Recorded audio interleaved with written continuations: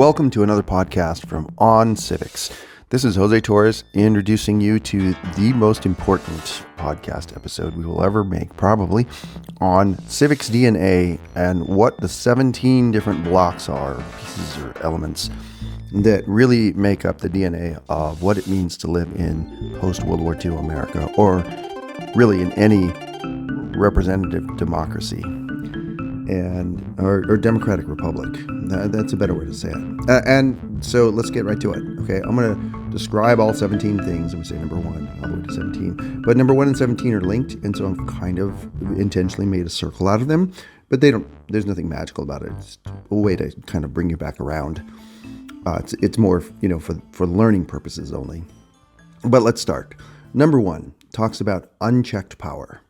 Now, the founders of the Constitution were afraid of unchecked power because they lived through it, and they knew that unchecked power grows cancerously.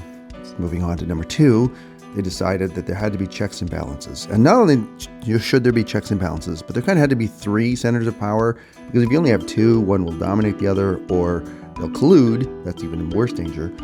They'll collude against the people and just take the government off the rails. So they insisted on 3 branches, but not only did they insist on 3 branches, another design of the Constitution, or the framework of our society was, and it doesn't just have to be American, these are really principles that are applicable to almost any society, although this is specifically speaking about American society, is that ambitious men were a danger, but were also necessary. You needed to have ambitious men drive the government forward and the society forward by seeking places of honor in the society and the government, but that they should be checked exactly by the ambitions of other ambitious men.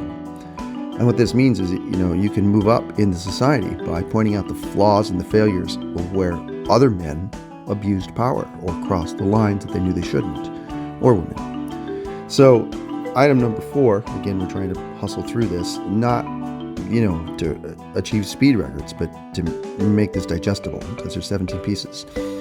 So what does that mean? When say somebody exposes wrongdoing by another person in the government, to give them an award? No, you say thank you for doing the right thing.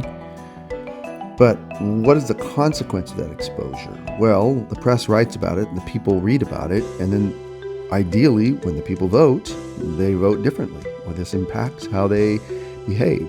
And how the people themselves are a check on at least 2 of the branches, and the press itself is a check on 3 of the branches. The press can write about the judiciary, right?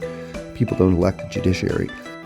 So, by that wording, there are 2 groups or branches of power within the society, the government plus the people, that are essential to the proper and healthy functioning of the government, and they're the people in the press. But the press isn't there to report and understand and provide understanding, because we all citizens can't be experts in everything the government's doing. We can't. We have to rely on press to vet other experts, etc., to give us accurate stories, and then we rely on ourselves and each other to stay informed. So I don't know why this part isn't taught this way. I would like it to be taught this way in all civics classes. This is why it's, on civics, part of our mission is civics education. I'm not trying to antagonize civics education. I'm just trying to move it forward with a constructive helping hand, I hope. All right. So let's review. The founders knew that unchecked power was bad. They implemented checks and balances, but not only did they want to have one thing checking another and checking it back, that was sort of redundant and ineffective, but 3 branches would be good, because none of them could collude without being caught back into balance, especially when you have additional checks from the people in the press and ambitious men checking other ambitious men by publishing and using the press, and using their checks and balances against one another. So now we come to the first not really obvious but very important piece of CivicsDNA, which is, and this is how it relates to your life and how you understand why this is important to how you and your pocketbook are okay. When there's profit in lies, especially political lies, prosperity dies. When there's profit in lies, prosperity dies. What does that mean? Well, if somebody can take a lie and manufacture it and shove it out there into the political space and then affect the way we vote and have that affect their financial or political outcomes, they've profited from lies. Right? And that has changed the way the society would have responded to that information had it been true. Generally speaking, I think we can all agree that when there's profit in lies, prosperity will die over time, and it's an unhealthy thing. And it feeds into something that almost everybody detests but acknowledges is real, which is an inherent tension between perception and reality. And sometimes people scratch their head and say, man, why does perception seem to beat reality? And how does so-and-so get power that no one gave to them? And a lot of that comes down to, the truth taking a while to catch up to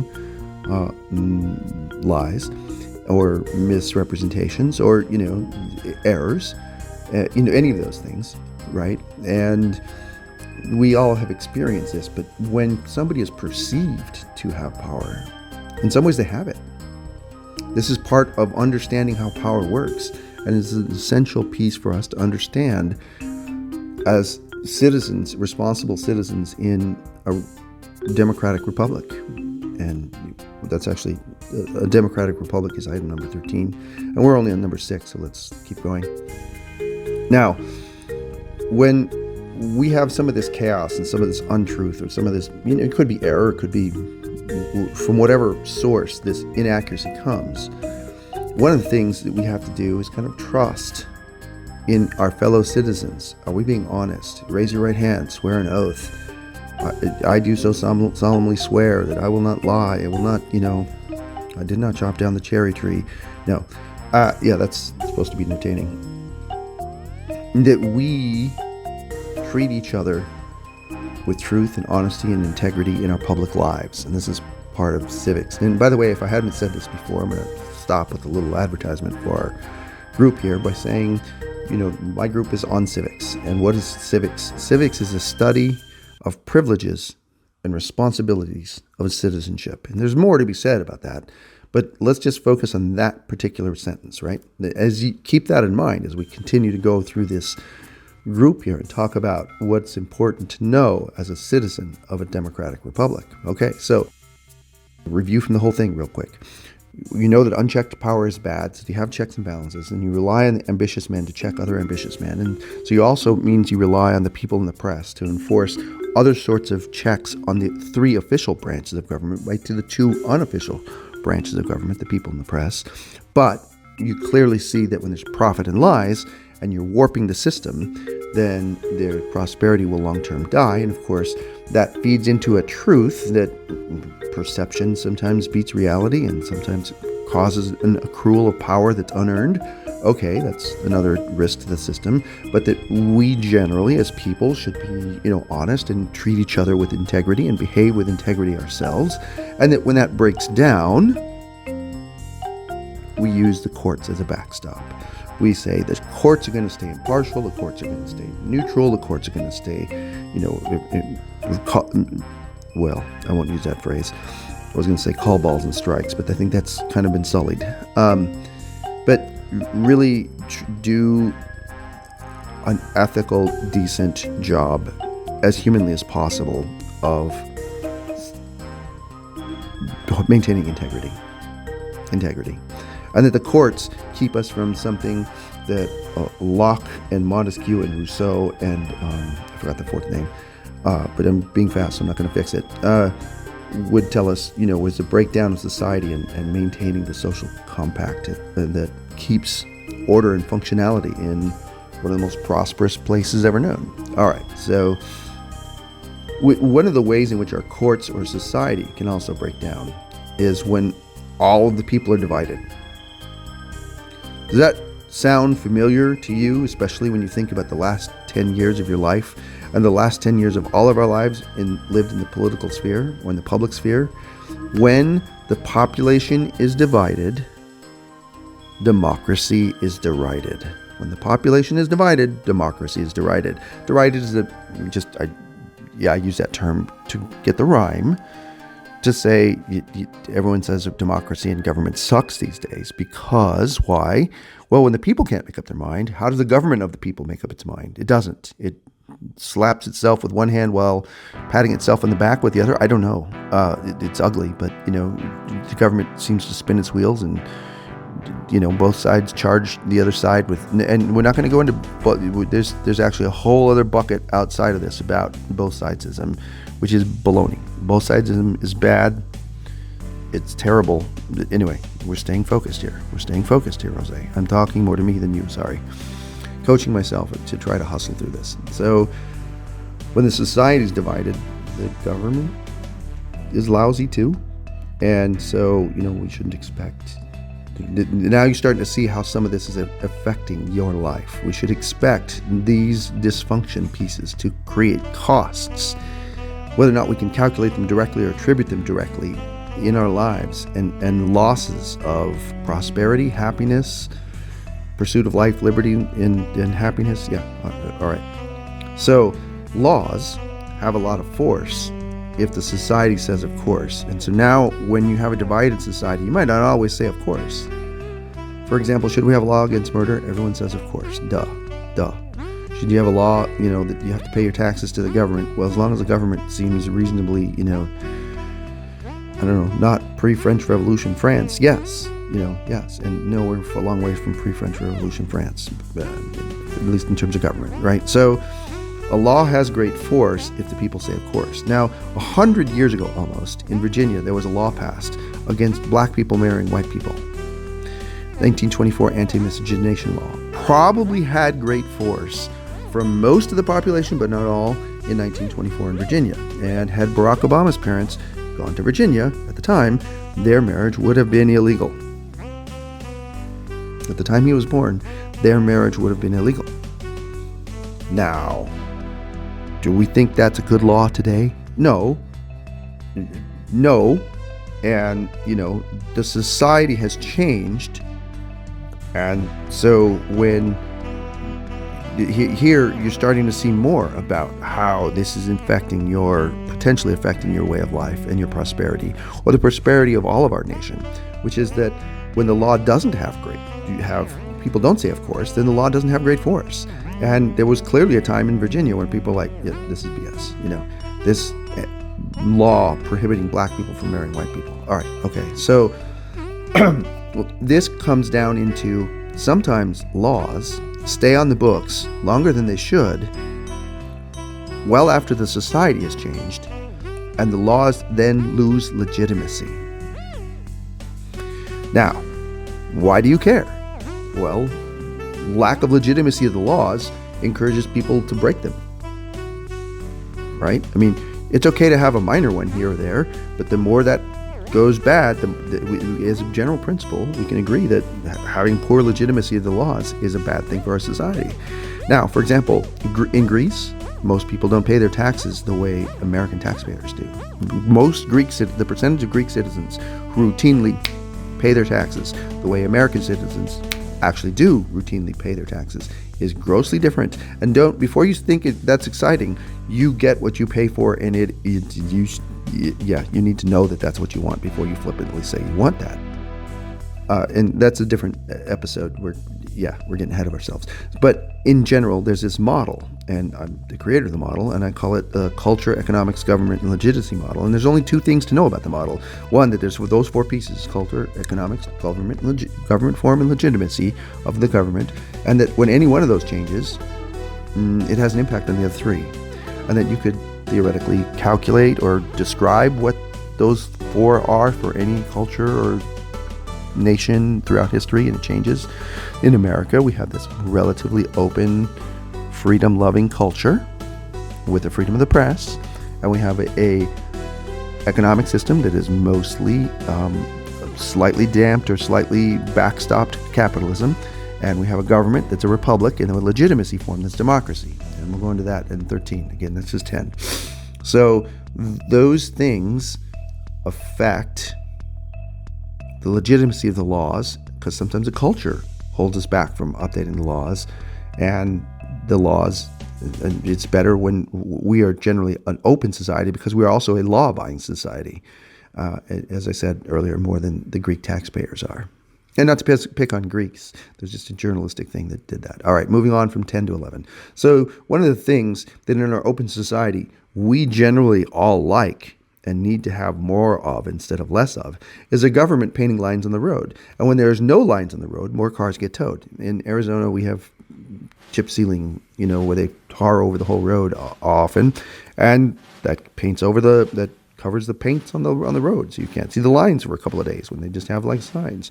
Or there's a day when you have no signs, and everybody has to drive slow because nobody can see exactly where the lanes are, and everybody's guessing. And they're like, "Oh, please don't hit me," And when there's lines on the road, no lines on the road, more cars get towed. There's more propensity for accidents if you don't slow down, and if you do slow down, that slows your efficiency and your prosperity and all that other stuff. It's not something that you want to sustain long term, and the government doesn't do it long term. They just fix it shortly thereafter. Only a couple of days, but it's still kind of a little bit nerve-wracking to drive on, trust me. So one of the roles of government in an open capitalist society that we have, or slightly modified, slightly backstopped capitalist society, is that the government should paint lines on the road. And if you don't, here's a simple example. Yes, not only do they literally paint lines on the road for automobiles, but they do it generally, strongly and well to prevent plane crashes with the aviation industry. And there's very few plane crashes, so that we can all have commerce, and that results on air travel. We're generally efficient about that. And when there's the failure, the FAA crawls up people's butts, pardon my crude expression, effectively to make sure that we learn, and they control the situation. They know what the mistake was, and they drive through solutions that make sure that people don't screw up and crash more airplanes in the future. Why? Because people die. All right, good. Now, ask yourself, after the recent debacle in Ohio, do they do as well of a job? It's a different part of the transportation department, but do they do as well of a job with trains? Okay, so when the lines on the road are clear and you know exactly what is safe and what isn't, you can move faster and more efficiently, and improves not only the safety of the people, but also the economic opportunities of the business. And when you don't, then there's more cars that get towed, which is one of the functions of government. Okay, so what's the larger purpose of government? This is number 12. The larger purpose of government, and this is specific to the United States of America, but it's probably roughly true, like in general, to any society that aspires to have a functioning democratic republic, is probably, unless someone's got a better idea, the preamble to the Constitution. We the people, in order to form a more perfect union, establish justice, promote domestic tranquility, provide for the common defense. I used to have it all memorized, and probably only up to that point now. That's the preamble to the Constitution. It has no force of law, but like English law traditions from the 17th century and the 18th century, there are several English laws on the books. I don't know if they're still active, but no one deleted them, that have preambles, and the preamble, does not carry the force of law, it does explain what the law was for, so therefore, bam, that sucker describes what the purpose of the Constitution was. Like I said, anybody else has a better example than that, and it's written, and more so is probably the purpose of government, because number 13, what is a republic and what is a democracy? We've been poking at it all throughout this time, and it's kind of central to the whole thing here. So what is a democracy and what is a republic? The Constitution literally defines our republic, and only our republic. It does not define our democracy. As a matter of fact, our democracy is kind of something somewhat ethereal. It's not, I don't know if you could ever literally measure all of it. You couldn't. No one could. But the republic is a form of government that was once exercised by Rome and once exercised by Poland, where people voted for representatives, and the representatives met and they did stuff and they conferred with the king, and the decisions were made and implemented. Now, does everybody vote for those representatives? Okay, you're starting to get to democracy. Democracy probably actually comes from a sentence in the Declaration of Independence that says that governments are instituted for the purpose of upholding the rights of men, which is another part of the purpose of government, back of 12, but okay, that says that, and when governments fail to institute these rights of men, and when they fail to achieve or sustain the approval of those they govern, then they ought to be changed. And if they do not respond to these pressures, then in extreme events should be changed, if necessary, with violence. Now, just because you lost an election is not an extreme result. As a matter of fact, somebody losing election should happen every election. That's like normal. Okay. But what is a republic and what is a democracy? The republic is where you elect people and they all get together and they make decisions. Your republic functions like a democracy to the extent that almost everyone gets a vote or gets a voice. I actually misspoke when I said vote. Almost everyone gets a voice in who those representatives are, such that the government has the consent of the people it governs. To the extent that the government has the consent of the people it governs, it is a democracy. So the democracy is the reason why the laws that a government passes should be followed. Why? Because the people vested power in these representatives who then went through their process and went through all of the legal wrangling to create this law against murder, setting the gold standard on or off, or whatever, daylight savings time, right? These laws are created by the Congress, who represent we the people. And to the extent that they literally are fully representative of the will of the people, then it's more of a democracy. But its fundamental structure is only of a republic defined by the Constitution. And again, that harkens back to box number 10, which was the Kegel or Siegel model, depending on how you want to pronounce it. And yes, I'm trying to be funny just so that people talk about it more. So with apologies, my sister says I should apologize. Anyway, all right. 13, republic or democracy. 12, purpose of government. 10, the Kegel or Siegel model of culture, economics, government, and legitimacy. Now, if your government or legitimacy change, it's going to change your economics or your culture. That's the Kegel-Siegel model, number 10. Okay, number 13, the republic or democracy. So can you break or bend the republic or the democracy without bending the other? And is it good or is it bad? And I would say if you bend the democracy, it's always terrible. And it's really hard to break the republic, but it can happen, and Nixon almost did it. And maybe it actually has been broken recently. Well, all right. So how is that possible? Well, one of the ways in which that's very likely is when a group of people decide, not like it's not a conspiracy. It's almost exactly like high school, where like somebody says, oh, that guy has cooties or that girl has cooties. And then nobody wants to talk to them and everyone shuns him. And it's almost like an inside game amongst all the popular kids, and all the popular kids follow this rule. And suddenly there's this pecking order between the popular kids and the non-popular kids.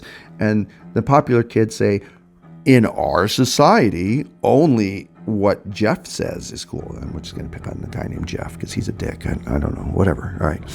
So Jeff says that Linda has cooties because, I don't know, Linda didn't smile back at him, and Jeff is vindictive bastard. Shame on you, Jeff. Shame on you. And they all get together. No, they don't all get together. One guy says something, but he has social influence and he says it in public, and a bunch of people follow him. This comes back to perception, reality, and power. Or her. I mean, sometimes it's ladies who do this. And they say, Linda has cooties. And now Linda has cooties. And the whole high school society behaves as if Linda has cooties. Now, outside of the high school, no one gives a shit. Doesn't matter. No one will enforce that. But what if you did that in politics? What if you took a lie from which other people were profiting from, that was a political lie, and you had all of your friends, your political friends, reinforce that lie and behave as if that lie were true inside some sort of group delusional bubble. Well, the English word for it is altergeneering, as a tip of the cap to the crazy Kellyanne Conway, who wanted to say that somebody was using alternative facts instead of like real ones. And, because it's like this la la land. It's like this delusion, right? And another English set of words for it would be intentional group delusions, which one of the translations of that I like in German is vorsätzlicher Gruppenwahn.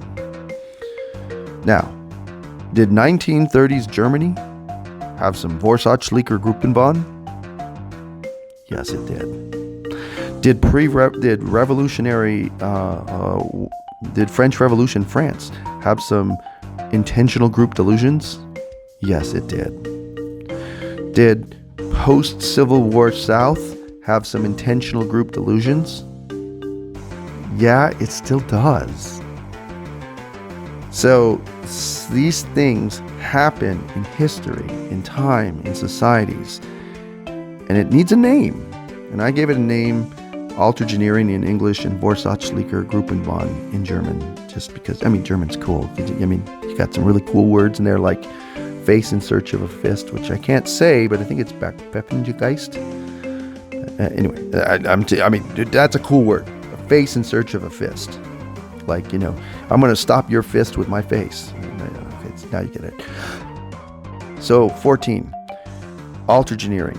This creation of an alternative reality bubble to not only absorb and internalize, but also externalize and propagate propaganda. And let's just say no. Propaganda is bad enough. It doesn't need anyone else's help. Okay, so that sounds pretty like pushing the line and almost over the line, and it is, in part because basically war is another way of achieving your policy goals, and war is politics by another means, and politics is war by another means. And all three of those aphorisms essentially come from a German guy who wrote a book in German, so that, the translations, can vary. And his name was Karl von Clausewitz, and he wrote his posthumous opus was published as what he gave instructions to his wife to publish it, and it's called On War. And he served in German militaries resisting several of in the coalitions resisting Napoleon. And he died in 1830s, and his book was published. And he really describes he's one of the best descriptors of what war really is. And yeah, he trust me, there will be an episode where we go into box number 15. Right now we're just touching on it to say that war is politics by no means, and war, we all know, crosses lines, right? What are the limits of war? We're back to discussions of limits, and what are the limits? What are the limits of war? Yeah, it's a scary question in some ways. Sometimes it's contained, sometimes it's constrained, but sometimes it isn't. And each war is different, and it's up to the actors in it. Now, what is a fundamental element of war? Well, the definition changes as you read further and further into his book, right? So there's no like one single definition. It's like an evolving understanding of all of these different contradictions, for which we just give one simple three-letter word, war. Well, at least it was five-letter words in German. War is described at least as an act of force designed to compel your opponent to choose between giving you what you demand of him and something much, much, much, much worse, but using violence and arms and force to do it. So this leads us to box 16, which is kind of on the diagram, if you're watching this on YouTube, halfway out of the main box. It straddles the line because violence crosses the line.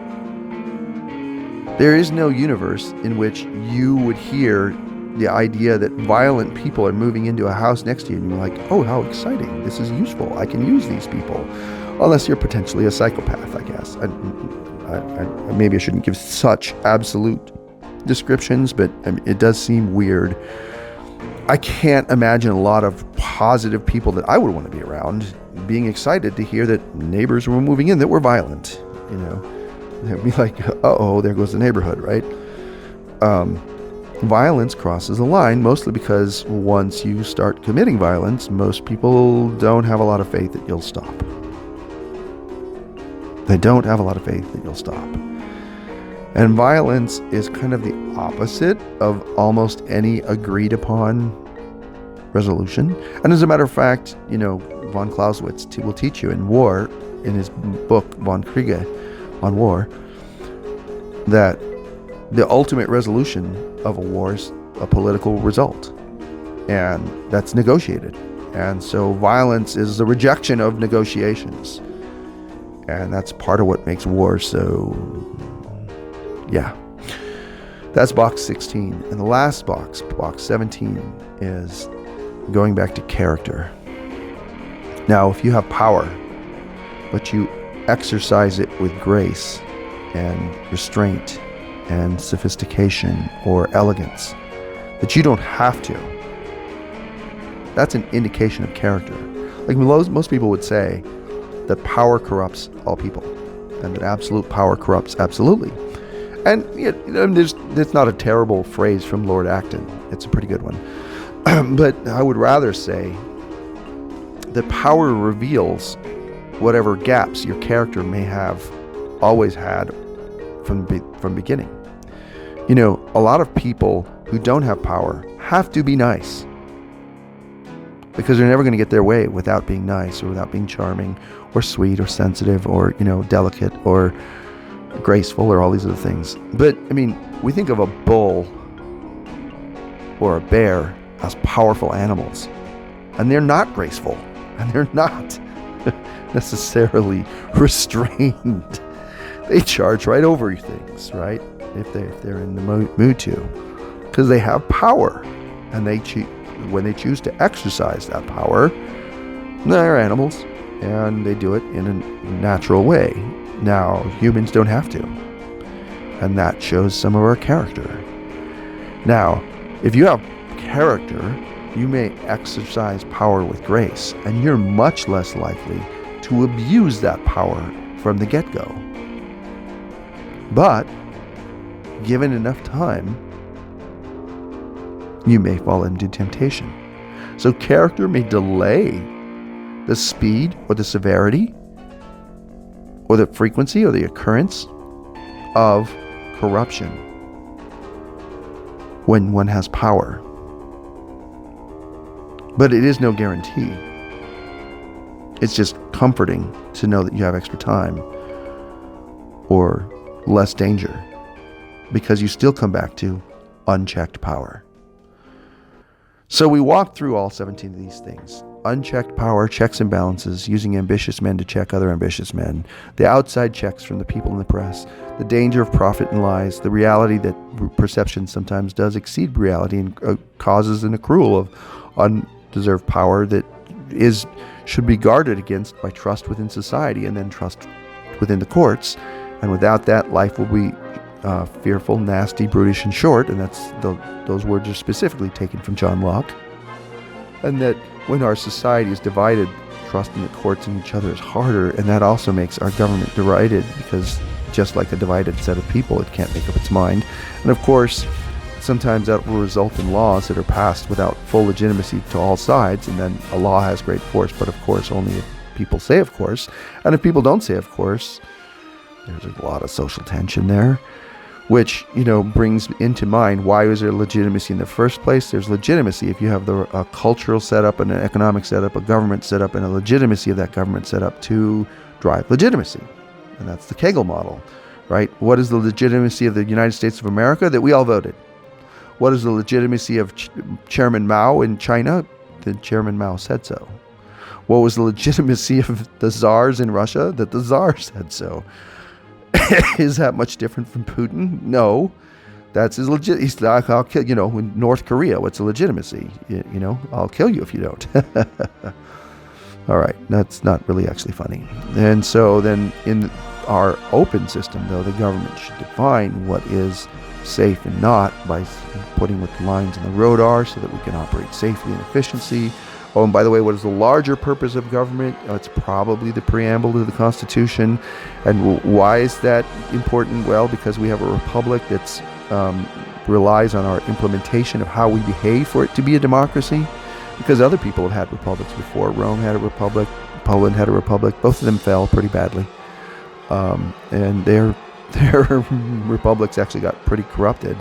So let's try to keep ours uncorrupted. And then one way that our republic could get corrupted is altergeneering, when people or practice intentional group delusions to group Vorsatzlich or Gruppenwahn to create alternative reality bubbles where they not only intentionally listen to and internalize lies, but spread them and propagate them to other people and encourage them, like mean people in high school, to behave like stupid high school kids. But, because they're kind of pushing the boundaries towards war, which of course is politics by another means, which also induces violence, which is always bad.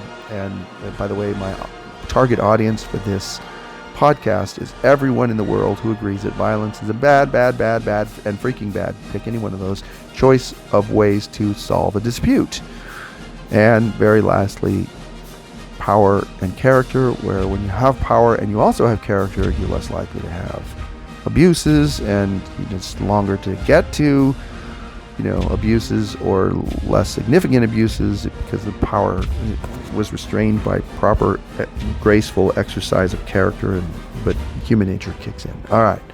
So in all of these things, we connected all of these things back to power and whether or not we have a check on it. And I think everyone can agree that power needs to have a check on it. And more than one in kind of redundant systems, because unconstrained power is bad. It grows cancerously. And there's other principles, but these are the 17 that I propose. Now, you can have a debate with me. Hey, there's 18. Hey, there's only 16. Hey, there's 27. Hey, there's 19, but 10 of yours are wrong. Sure, let's have that debate. I'm happy to have that debate, because then we're talking about civic responsibilities and privileges. And if that's been getting bad. Let's just define that again. Civics is the study of the responsibilities and privileges of citizenship. And once you say citizenship, you invoke a state, a nation state. And once you invoke a nation state, you invoke many different societies within that nation state, but you also invoke yourself and your neighbor, and how all of those societies and your neighbor treat you and how you treat all of them. And hasn't that been getting worse for more than a decade? And don't these 17 things seem to capture some fundamental elements of not only why for centuries, 240 years, we've been on a prosperous tear in the United States of America, but also what's been grinding to crap in the last 10. So that's on civics. And we plan to make everyone's life better by talking to people about civics and encouraging people to have more civic virtue. We aspire to be the single greatest organization in all of history for civic virtue, civic education, and civic engagement. And that's going to make your life better, even if you don't do anything, because just people around you. And as we close for this episode, we'll go, more into the interconnections, and there'll be 17 different episodes, one in each box. But as we go through these other episodes, we'll always close with this request. And it's a simple request. We ask you to smile at everyone you see. And if you don't know why, well, keep listening. But if you tell other people to listen or encourage them to listen, they'll also hear the exhortation to smile at everyone. And this means not just people you like, yes, the people you like, and not just people that you don't know, yes, strangers, but also people you don't like politically. Yes, them too. Why? That's crazy. Well, wait a minute. You're all citizens, aren't you? Aren't you all citizens of the same state? Aren't you all bound by having lines in the road that reduce the number of cars that get towed, and trust any courts and each other, and a law have great force if people say of course, and whether or not we're living up to the purpose of our government, or our society is divided, or the press is fooled? Yeah.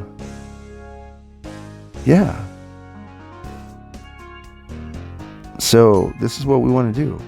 Make everybody's life better by reminding and discussing with the reasonable people. Because here's the truth. Here's the God's honest truth. There's very few people who agree with 100% of what any politician they voted for says. I don't care who you voted for.